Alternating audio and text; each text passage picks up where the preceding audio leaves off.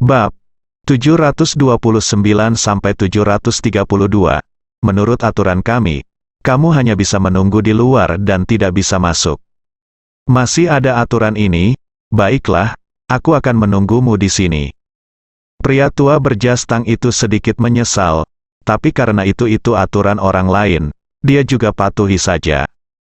Xiao Wei masuk ke rumah kaca dan mengambil bahan obat.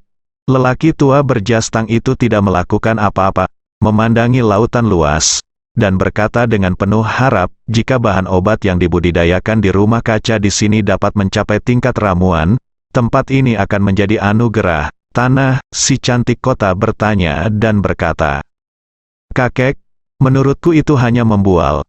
Jika tempat sebesar itu bisa menghasilkan obat mujarab, berapa banyak obat mujarab yang akan diproduksi dalam 1 tahun? Aku takut bahkan itu atau semacamnya. Konferensi obat mujarab tidak seperti itu. Bagus seperti di sini, kan?"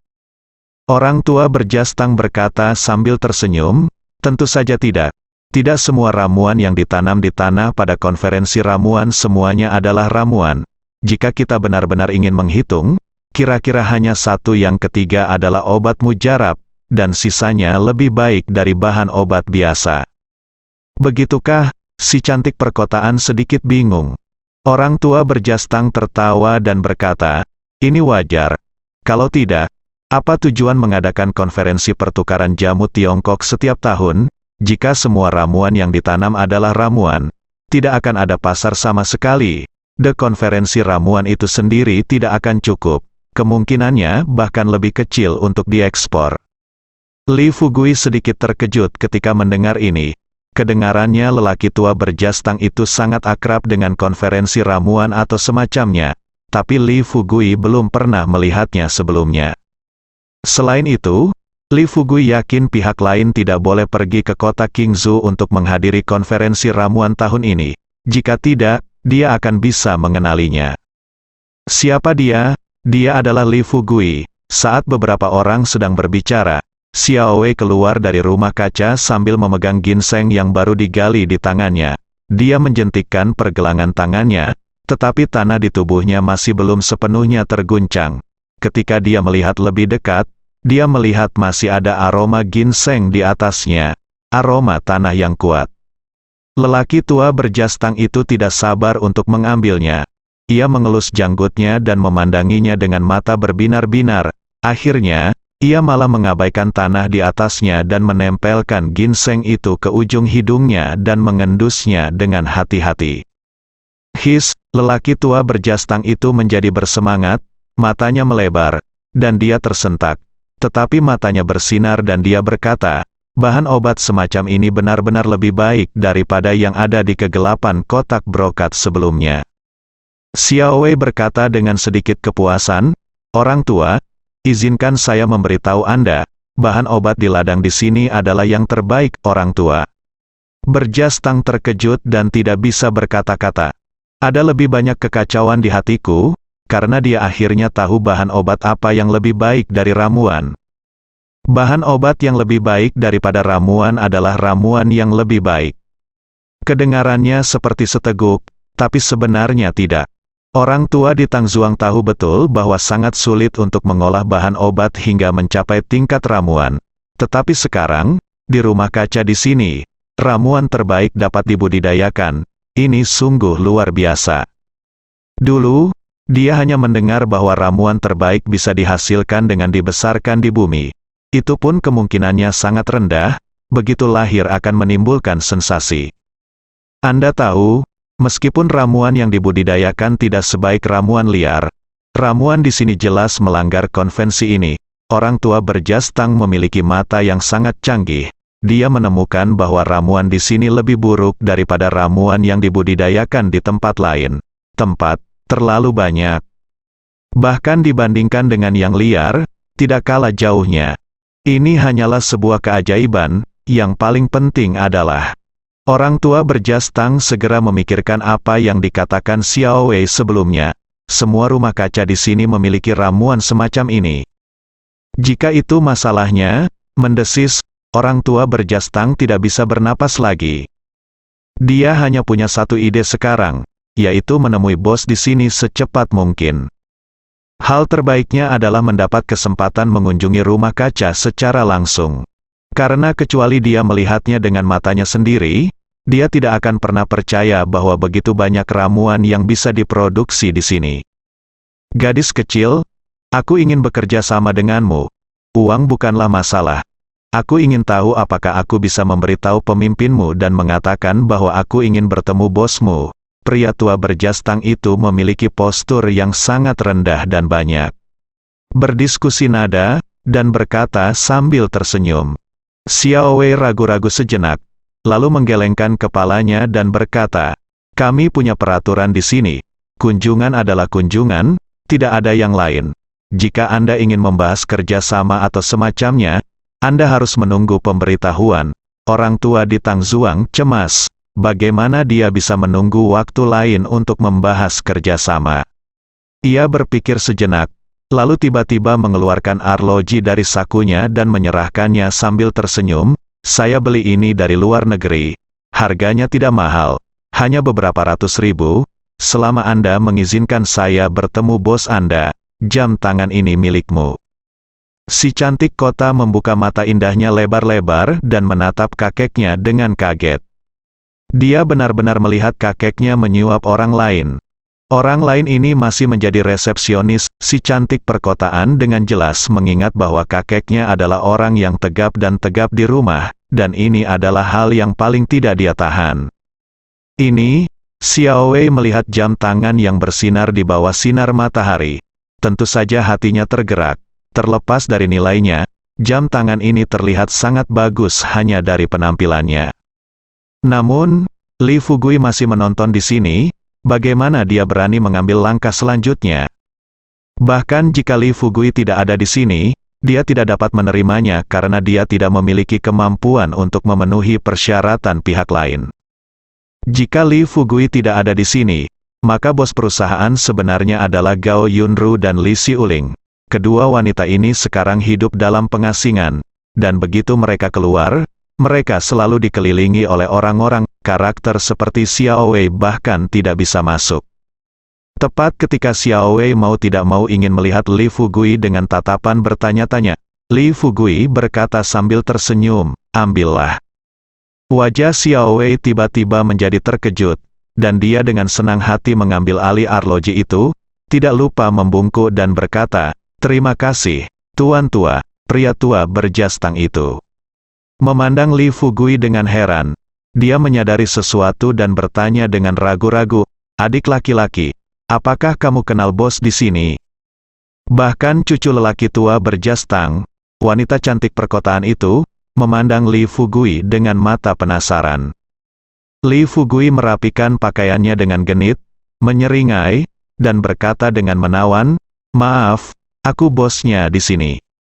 Apa? Lelaki tua berjas tang itu terkejut. Keindahan kota pun semakin tercengang.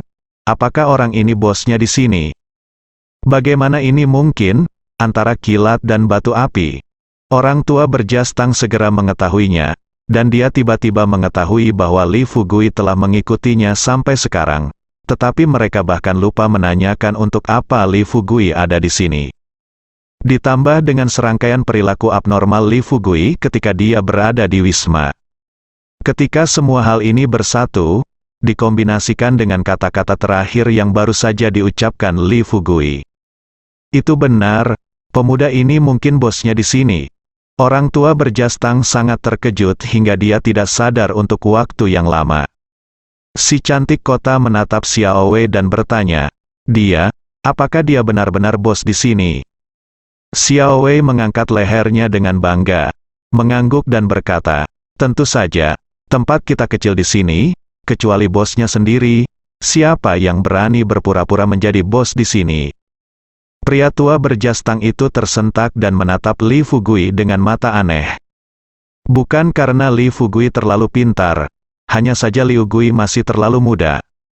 Dan menjadi muda itu terlalu berlebihan. Li Fugui sepertinya dia baru berusia 23 atau 4 tahun. Orang tua berjas tang memikirkannya, apa yang dia lakukan di usianya. Apakah Anda masih khawatir dengan kegagalan Anda dalam menulis surat cinta untuk mengungkapkan cinta Anda? Namun, di usia Li Fugui, dia telah membuat nama besar untuk dirinya sendiri. Tapi segera, lelaki tua berjas tang itu diam-diam merasa bahagia lagi. Li Fugui masih sangat muda, kaum muda pada umumnya mendambakan kesuksesan yang cepat. Artinya selama dia menemukan angka yang bisa membuat Li Fugui pingsan, Li Fugui pasti akan bersemangat dan menjual semua harta tak ternilai ini kepadanya. Halo, anak muda, nama keluargaku adalah Nangong, panggil saja aku Patua Nangong. Lelaki tua berjas tang memandang Li Fugui seolah-olah sedang melihat harta karun, dan dia berbicara sambil tersenyum. Li Fugui tersenyum sedikit, memandangi keindahan kota, dan kemudian berkata, "Kalau begitu, namamu adalah Nangong Sueki. Nama ini tidak buruk." Nangong Sueki mendengus, tetapi yang mengejutkan tidak berbicara. Ekspresinya sebaliknya, dia berubah menjadi merah entah kenapa. Li Fugui kemudian memandang lelaki tua berjas tang itu dan berkata, "Tuan Nangong, nama saya Li Fugui." Li Fugui, nama yang vulgar sekali. Nangong Sueki berkata terlebih dahulu. Dengan tatapan provokatif di matanya, Li Fugui melihatnya. Tidak ada yang aneh di wajah Tuan Nangong. Dia tiba-tiba menunjuk ke lautan luas rumah kaca dan berkata, 10 miliar, saya akan memberi Anda 10 miliar, bagaimana kalau Anda menjual tempat ini kepada saya, 10 miliar. Seru Xiao Wei, dia merasa otaknya akan mati. 10 miliar, berapa harganya? Xiao Wei tidak bisa membayangkannya sama sekali. Dia hanya tahu bahwa itu adalah uang yang banyak, begitu banyak sehingga dia tidak bisa menghabiskan semuanya seumur hidupnya, apalagi 10 atau 100 seumur hidup. Namun, hal yang lebih mengejutkan terjadi pada Xiao Wei. Li Fugui tersenyum dalam hatinya, dia menatap Tuan Nangong dan berkata dengan nada santai, "Tuan Nangong, Anda terlalu tidak jujur. Anda harus membeli begitu banyak barang hanya dengan 10 miliar, apakah menurut Anda itu mungkin?" Dari perkataan Tuan Nangong tua ini, dia sudah yakin bahwa pihak lain pasti tidak berpartisipasi dalam konferensi ramuan ini. Kalau tidak, dia tidak akan pernah mengucapkan kata-kata konyol seperti itu. Tapi ini normal, Anda harus tahu bahwa konferensi ramuan belum berakhir. Jika Anda akan menghadiri konferensi ramuan, Anda harus berada di kota Qingzhou sekarang. Tuan Nangong tersenyum genit, dan tiba-tiba merasakan kesadaran di dalam hatinya bahwa dia sedang menindas orang lain, dan pemuda di depannya bernama Li Fugui jelas tidak mudah untuk dibodohi. Nangong Sueki berkata tidak yakin, "Li Fugui, kamu terlalu berisik. Tahukah kamu apa arti 10 miliar? 10 miliar dapat membeli ratusan desa seperti ini. Jika saya memberi kamu 10 miliar, kamu uang besar." Li Fugui memandang Nangong Sueki seolah-olah dia idiot. Dia tidak repot-repot menjawab pertanyaan keterbelakangan mental seperti itu, tetapi kembali menatap Tuan Nangong. Kemudian, dia berkata, "Tuan Nangong, Anda adalah orang yang bijaksana dan Anda harus tahu itu. Jika tidak ada yang lain, bahkan jika saya menjual semua bahan obat di sini, jumlahnya masih akan lebih dari jumlah ini, kan?" Tuan Nangong dengan cepat meminta maaf dan berkata sambil tersenyum, "Bos Li, akulah yang tadi tidak sopan, tolong jangan marah.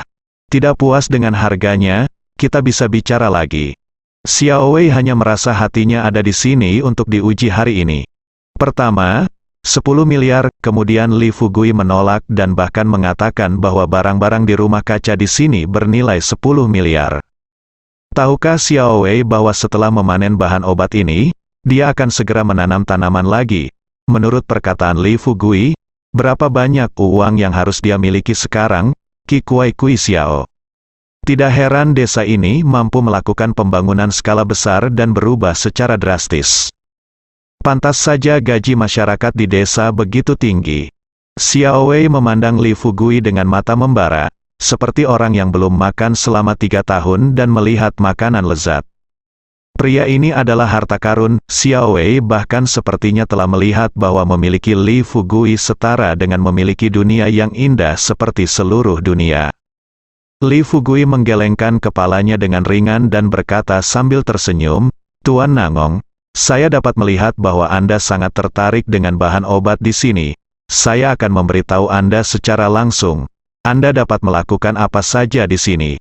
Jika Anda tidak dapat membelinya, tolong ambil kembali." Tuan Nangong tiba-tiba menjadi cemas, dan dia berkata dengan cepat, "Bos Li, saya benar-benar salah sekarang.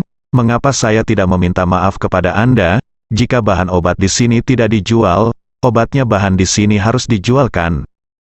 Li Fugui menggelengkan kepalanya sambil tersenyum dan berkata, "Sebenarnya, bahan obat di sini juga tidak untuk dijual." Nangong Sueki menatap kecantikannya, lalu berkata, "Kenapa, kamu di sini bahan obatnya tidak ditanam untuk dijual? Jadi apakah kita masih perlu memakannya sendiri?" Li Fugui tidak marah, tetapi masih tersenyum dan berkata, "Ini adalah rahasia dagang, tidak ada komentar." Tuan Nangong punya ide, dan dia bertanya dengan nada menyindir, "Bos Li, bahan obat Anda ini semuanya ajaib, obat. Pedagang obat biasa tidak tahu barangnya dan tidak tahu. Paling-paling, mereka mengira itu bahan obat yang lebih baik. Anda tidak akan menjual bahan obat ke konferensi ramuan, kan?" Li Fugui mengangguk sambil tersenyum. Dan berkata, "Tentu saja." Raut wajah Tuan Nangong menunjukkan kekecewaan. Dia awalnya ingin mengetahui kebocoran besar. Sekarang tampaknya hal ini tidak realistis dan tidak mungkin. Sekarang Li Fugui telah menghubungi konferensi ramuan. Itu berarti jika Anda ingin memanfaatkan nilai dan harga, Anda bahkan tidak perlu memikirkannya. Namun, Tuan Nangong masih belum mau menyerah. Ada nilai yang tidak terbatas di sini. Jika dia melewatkan tempat ini, dia akan menyesalinya seumur hidupnya. Bahkan, nilai yang terkandung di sini, begitu dia diizinkan bergabung secara palsu, keluarga Nangong tidak perlu khawatir akan penurunan dalam 3 generasi. Li Fugui tersenyum lembut dan berkata, "Tuan Nangong, yang disebut pengunjung adalah tamu. Jika Anda benar-benar ingin bekerja sama, ayo makan dulu, lalu ngobrol setelah makan malam." Oke, saya punya persis seperti itu." Tuan Nangong mengira ada peluang, jadi dia mengangguk sedikit dengan penuh semangat. Li Fugui melihat bahwa Tuan Nangong tidak akan menyerah sampai tujuannya tercapai, dan dia berencana untuk menyerahkan yang terakhir kepada Gao Yunru dan yang lainnya. Sekalipun Tuan Nangong tidak mudah untuk dihadapi, itu akan membuat pusing Gao Yunru dan yang lainnya. "Kalau begitu tolong," Li Fugui tersenyum, memberi isyarat mengundang, lalu berjalan ke samping untuk memimpin jalan. Xiao Wei ingin mengikutinya, tetapi dia belum pulang kerja, jadi dia tidak bisa meninggalkan jabatannya begitu saja tanpa izin. Pada akhirnya, Xiao Wei hanya bisa menyaksikan tanpa daya saat Li Fugui membawa Tuan Nangong dan Nangong Sueki menjauh dari gudang dan menuju ke bangunan paling mewah di desa, Villa Li Fugui. Tidak ada seorang pun di jalan di desa saat ini, dan Li Fugui menghindari diajak bicara dan membuang-buang waktu.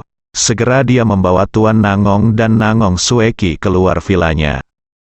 Seperti yang diharapkan oleh Li Fugui, villa keluarga telah selesai dibangun. Sekilas, bangunan 5 lantai bergaya barat ini didekorasi dengan sangat apik. Terdapat bunga dan tanaman yang ditanam di halaman depan, dan di luar terdapat tempat parkir. Di saat ini, di dalam tempat parkir juga terdapat beberapa mobil mewah yang terparkir. "Tunggu sebentar, kalian berdua."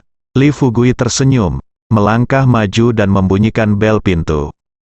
Tak lama kemudian, seorang wanita gemuk keluar dan membuka pintu. Setelah pintu besi terbuka, Li Fugui menemukan bahwa wanita gemuk yang keluar untuk membuka pintu sebenarnya adalah Cui Hua, istri Erlunsi. Ketika Cui Hua melihat Li Fugui, dia tertegun, lalu berkata dengan terkejut, "Fugui, Bos Li, apakah kamu kembali?" Li Fugui tersenyum dan menggelengkan kepalanya dan berkata, "Cui Hua, panggil saja aku Fugui. Erlunsi dan aku sudah besar, jadi kita tidak perlu terlalu berbeda." Cui Hua menggelengkan kepalanya dan berkata sambil tersenyum tersanjung, "Itu berbeda. Dulu boleh saja memanggilmu seperti itu, tapi sekarang statusmu berbeda. Di sana ada cukup banyak orang di keluarga, jadi kita harus membuat aturan untuk mengaturnya dengan mudah. Aku tahu kamu baik hati dan mudah diajak bicara, tapi aku tidak bisa melakukan ini. Li Fugui memandang Cui Hua dengan heran. Dia menemukan bahwa setiap penduduk desa asli yang dia temui di desa itu tampak berbeda. Pertama Xiao Wei, lalu Cui Hua. Kedua wanita ini, yang dulunya bertengkar secara terbuka dan sembunyi-sembunyi, kini tampak berubah total, sungguh mengesankan. Siapa yang ada di rumah? Li Fugui tentu saja tidak peduli dengan pertanyaan alamat, jadi dia bertanya lagi sambil tersenyum. Cui Hua segera berkata, Si Uling ada di rumah, dan Bos Yu juga ada di rumah. Ketika Li Fugui mendengar bahwa Yu Qingqing dan Li Xiuling ada di rumah, dia segera menjadi energi. Dia menunjuk ke arah Tuan Nangong dan Nangong Sueki dan berkata, Cui Hua, ini adalah pelanggan yang datang ke tempat kami untuk diperiksa. Tolong hibur saya dulu. Tamu-tamu terhormat, silakan ikuti saya akan melakukannya.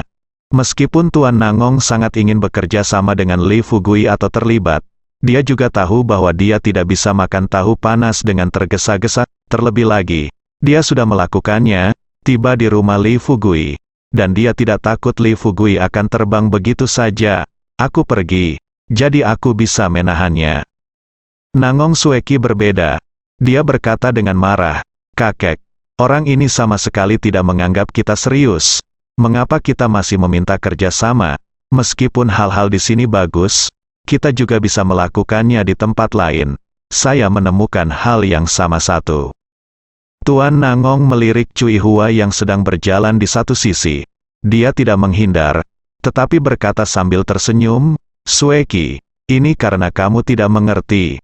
Nangong Sueki berkata tidak yakin. Kakek, kenapa begitu? Kamu bilang aku tidak mengerti lagi.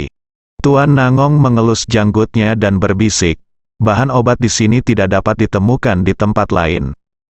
Nangong Sueki tidak mempercayainya, berkata, Kakek, apakah ini benar-benar seperti bagus seperti yang kamu katakan? Pak Tuan Nangong mengangguk dan berkata, ini hanya akan lebih baik dari apa yang saya katakan. Singkatnya, ini juga merupakan kesempatan bagi keluarga Nangong kami. Selama ada kesempatan, kami tidak boleh menyerah. Jika tidak kami akan pergi setelah melewati desa ini. Toko ini sudah tidak ada lagi. Tidak tahu kenapa, tapi dia hanya tidak menyukainya dengan sikap Li Fugui saat ini. Apalagi sekarang Li Fugui membawa mereka pulang dan melarikan diri. Tindakan ini membuat Nangong Sueki semakin tidak puas. Kenapa Tuan Nangong tidak memahami cucunya? Dia tersenyum dan berkata dengan nyaman, Mari kita tunggu dengan sabar, orang itu mungkin sudah lama tidak kembali. Kita harus menunggu keluarga bersatu kembali sebentar agar kita bisa punya waktu untuk mengurus tugas resmi. Nangong Sueki mengangguk. Dia mengangkat kepalanya dan berkata, Kakek, karena tempat ini sangat bagus, bukankah lebih bagus jika keluarga Nangong kita membeli tempat ini? Beli? Tuan Nangong berpikir tentu saja dia ingin membeli tempat ini. Tetapi masalahnya adalah mereka tidak mau menjualnya. Li Fugui belum pernah ditipu sebelumnya, dan sekarang Tuan Nangong bahkan tidak memikirkannya lagi. Ide terbesarnya sekarang adalah terlibat dan mendapat bagian, dan dia akan puas. Bagaimana Nangong Sueki mengetahui apa yang dipikirkan kakeknya? Yang terpikir olehnya hanyalah setelah membeli tempat ini, dia akan menjadi bos di sini. Dan saat itu Li Fugui akan bekerja untuk keluarga Nangong secara menyamar. Pada saat itu, mari kita lihat apakah Li Fugui masih berani memperlakukan mereka dengan sikapnya saat ini. Setelah memikirkannya, Nangong Sueki tidak lagi marah, dan senyum bangga muncul di wajahnya. Sisi lain, Li Fugui melangkah ke bangunan utama di tengah villa. Aku kembali, Li Fugui berteriak tidak sabar. Panggilan. Sesosok tubuh bergegas turun dari lantai atas sebelum Li Fugui dapat melihat dengan jelas siapa orang itu. Dia merasakan tubuh Nefrite yang hangat dan harum menghantam pelukannya. Kakak, aku sangat merindukanmu. Li Fugui meletakkan kepalanya di rambut giok lembut yang hangat dan harum di pelukannya, dan menghirup aromanya dalam-dalam. Perasaan akrab membuat Li Fugui segera bereaksi. Wanita ini tidak lain adalah daripada pengantin anak dan saudara perempuannya, Li Xiuling. Kamu masih mengenaliku setelah sekian lama. Kamu punya hati nurani. Li Xiuling memeluk Li Fugui dengan erat, dan setelah beberapa saat, dia mengangkat wajahnya yang bisa dipatahkan oleh peluru, cukup untuk membuat iri banyak wanita. Dia memiliki adil wajah dan mata marah, tapi wajahnya penuh kejutan. Li Fugui meminta maaf dan berkata sambil tersenyum, "Kakak, lihat apa yang kamu katakan. Sudah berapa lama kita berpisah, saya tidak membual. Bahkan jika kamu berubah menjadi abu, saya masih bisa mengenali kamu." Li Xiuling tiba-tiba teringat sesuatu. Dia dengan terampil mencubit telinga Li Fugui dengan jari-jari hijaunya. Dia menatap mata besarnya yang menawan dan bertanya, "Li Fugui, apakah kamu masih memiliki hati nurani? Sudah lama sekali. Mengapa kamu melakukan ini? Baru saja kembali." "Kakak, sakit." Li Fugui tersentak. Meskipun dia sudah menjadi seniman bela diri kuno yang kuat dan wakil kapten tim kedua di game ke-6, di bawah game kedua Li Xiuling, di depan Zichan, dia tidak berani menolak sama sekali. Ini adalah fobia yang dimiliki Li Fugui sejak kecil, sudah terpatri di tulangnya. Kalaupun dia ingin mengubahnya, dia tidak bisa mengubahnya. Li Xiuling mendengus pelan, melepaskan jari-jarinya dari telinga Li Fugui, dan berkata dengan puas, "Saya pikir kamu dibutakan oleh rubah betina di luar." Li Fugui dengan cepat meminta maaf dan berkata sambil tersenyum, "Saudari, lihat apa yang kamu katakan. Bagaimana apakah ini mungkin? Aku hanya memilikimu di hatiku, saudari, hanya." Hantu yang bisa mempercayai ini, Li Xiuling menatap Li Fugui sambil setengah tersenyum. Melihat wajah Li Fugui menjadi sedikit malu, dia segera berkata, "Tetapi kamu tidak membawa wanita itu masuk, jadi aku akan membiarkanmu pergi sekali saja." "Kakak, kamu sangat bijaksana," Li Fugui dengan cepat menyanjungnya. Tapi dia menghela nafas lega di dalam hatinya. Untungnya, dia sengaja membuka hubungan dengan Tuan Yu dan Tuan Wei. Ketika dia kembali, dia tidak memberitahu orang lain. Kalau tidak, jika Yu Jianjia dan Wei Qingting datang kembali bersamanya, tidak akan ada pertengkaran di rumah gempa bumi. Li Fugui dipenuhi dengan kegembiraan. Li Xiuling berkata dengan gembira saat ini, "Fugui, apapun yang ingin kamu makan, aku akan memasaknya untukmu sekarang." Li Fugui dengan cepat berkata dengan penuh perhatian, "Kakak, kamu sekarang adalah istri bos. Mengapa kamu masih memasak sendiri? Bukankah lebih baik jika kita menemukan koki yang berdedikasi untuk masalah kecil ini?" Li Xiuling tiba-tiba menjadi lebih bahagia. Dia tersenyum dan berkata, "Oke, ayo keluar sebentar. Jadilah bijaksana, dan ketahuilah itu aku kasihan pada adikku. Tapi kamu masih harus memasak, dan kamu tidak bisa terbiasa makan makanan yang dimasak oleh orang lain. Lagi pula, bukankah ini menyenangkan? Selama kamu di rumah, aku akan membuatkan yang enak makanan untukmu setiap hari." "Kakak, kamu baik padaku." Li Fugui menunjukkan senyum puas. "Youdao adalah sarang emas dan sarang perak, tetapi tidak sebaik rumah anjing Anda sendiri." Li Fugui sangat yakin dengan pernyataan ini. Perasaan berada di rumah sendiri adalah sesuatu yang tidak Anda rasakan di tempat lain, Li Fugui. Sekarang merasa sangat rileks dari dalam keluar, dan seluruh dirinya penuh dengan kegembiraan. Perasaan ini adalah sesuatu yang tidak dapat dia rasakan sama sekali ketika dia berada di kota Qingzhou.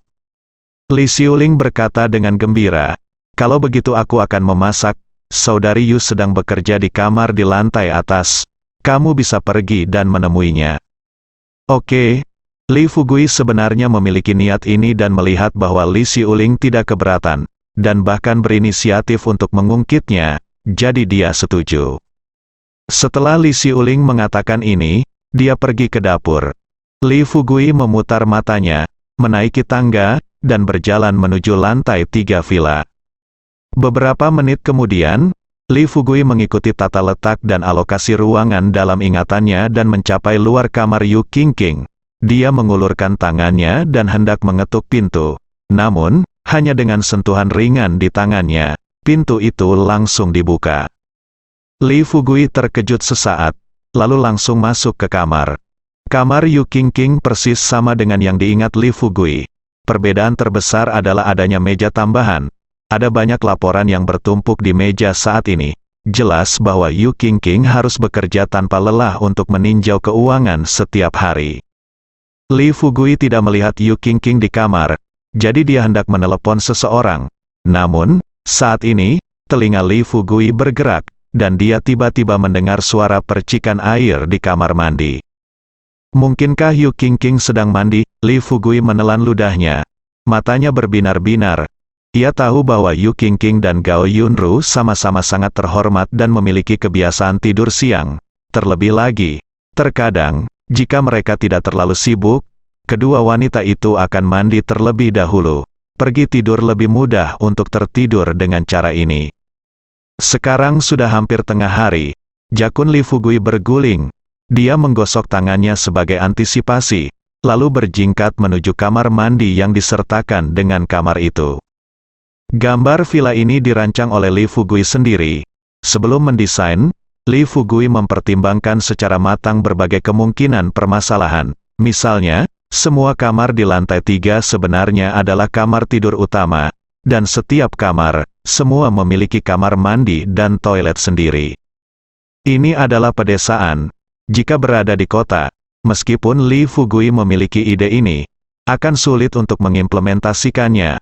Lagi pula, tidak banyak ruang di kota bagi Li Fugui untuk melakukan apapun yang dia inginkan. Setelah Li Fugui diam-diam menyentuh bagian luar pintu kamar mandi, benar saja, Li Fugui menemukan bahwa pintu kamar mandi tidak tertutup, dan dengan pandangan sekilas, Li Fugui melihat beberapa potong pakaian yang telah dilepas Yu Qingqing di tanah. Aroma samar keluar dari kamar mandi bersamaan dengan panas yang mengepul. Keharuman ini juga menggelitik hati Li Fugui. Mau tak mau ia membuka pintu kamar mandi. Lalu Li Fugui melihat sekilas bahwa di dalam kamar mandi, di partisi kaca, udara panas terasa kental, dan sosok anggun posturnya adalah menjulang, ditampilkan di hadapannya melalui lapisan kaca. Darah Li Fugui bis mendidih dan hidungnya panas. Dia tanpa sadar mengulurkan tangan dan menyentuhnya, dan kemudian dia menemukan bahwa dia sebenarnya mimisan. Ini sangat memalukan. Li Fugui dengan cepat mengeluarkan selembar kertas dan menyekanya secara acak. Namun, tindakan ini menimbulkan keributan. Di kamar mandi, Yu Qingqing sedang memegang pancuran. Ketika dia mendengar gerakan itu, dia bertanya, "Apakah itu Nona Si Uling?" Li Fugui memutar matanya dan memiliki ide nakal di dalam hatinya. Dia melepas pakaiannya sambil mengenakan pakaian, dia merendahkan suaranya dan berkata, "Ya, saya Nona Si Uling." "Ah, siapa kamu?" Ketika Yu Qingqing mendengar bahwa jawabannya adalah dari seorang pria, nada suaranya tiba-tiba menjadi panik dan sedikit marah. Li Fugui terkekeh dan berkata dengan sengaja, "Saat aku masuk, apa kamu tidak tahu? Kamu, jangan masuk. Jika kamu masuk, aku akan memanggil seseorang." Seluruh desa Xiaoxi mendengarkanku. "Selama kamu bergegas masuk, kamu tidak akan bisa melarikan diri. Tetapi jika kamu pergi sekarang, aku bisa melakukan apa saja." Itu tidak terjadi. Lagi pula, Yu Qingqing bukan lagi seorang gadis kecil. Dia hanya berpikir bahwa ada orang mesum yang berani telah menerobos masuk. Jadi nadanya perlahan menjadi tenang dan suara bicaranya menjadi semakin halus. Li Fugui terbatuk, mencubit tenggorokannya dan berkata, "Itu tidak mungkin, Nyonya. Saya masuk sekarang. Apakah Anda siap?" Bersambung.